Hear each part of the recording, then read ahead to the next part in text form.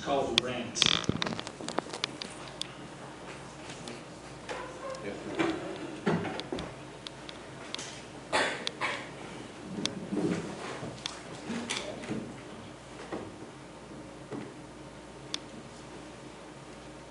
You cannot write a single line without a cosmology, a cosmogony laid out before all eyes.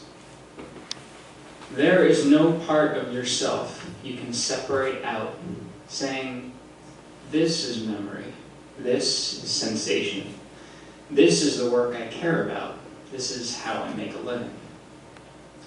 It is whole. It is a whole. It always was whole. You do not make it so.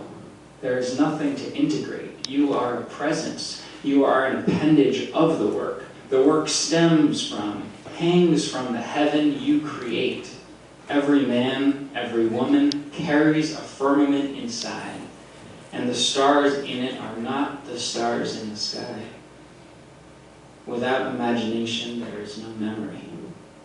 Without imagination, there is no sensation. Without imagination, there is no will, desire. History is a living weapon in your hand, and you have imagined it. It is thus that you find out for yourself. History is the dream of what can be. It is the relation between things in a continuum of imagination. What you find out for yourself is what you select out of an infinite sea of possibility. No one can inhabit your world, yet it is not lonely. The ground of imagination is fearlessness.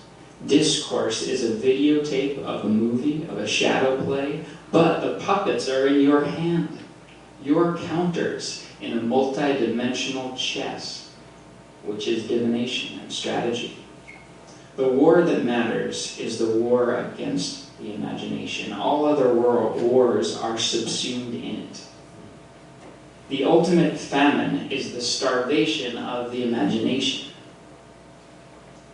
It is death, to be sure, but the undead seek to inhabit someone else's world. The ultimate claustrophobia is the syllogism. The ultimate claustrophobia is, it all adds up.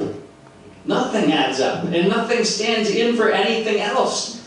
The only war that matters is the war against the imagination. The only war that matters is the war against the imagination. The only war that matters is the war against the imagination. All other wars are subsumed in it.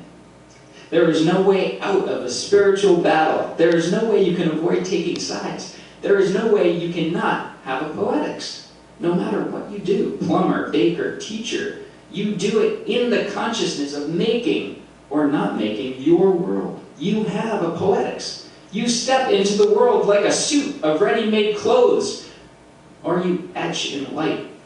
Your firmament spills into the shape of your room, the shape of the poem, of your body, of your loves. A woman's life, a man's life, is an allegory. Dig it? There is no way out of the spiritual battle. The war is the war against the imagination.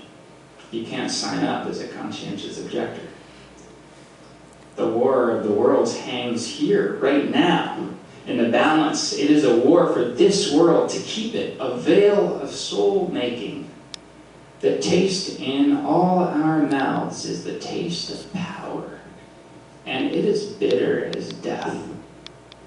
Bring yourself home to yourself. Enter the garden.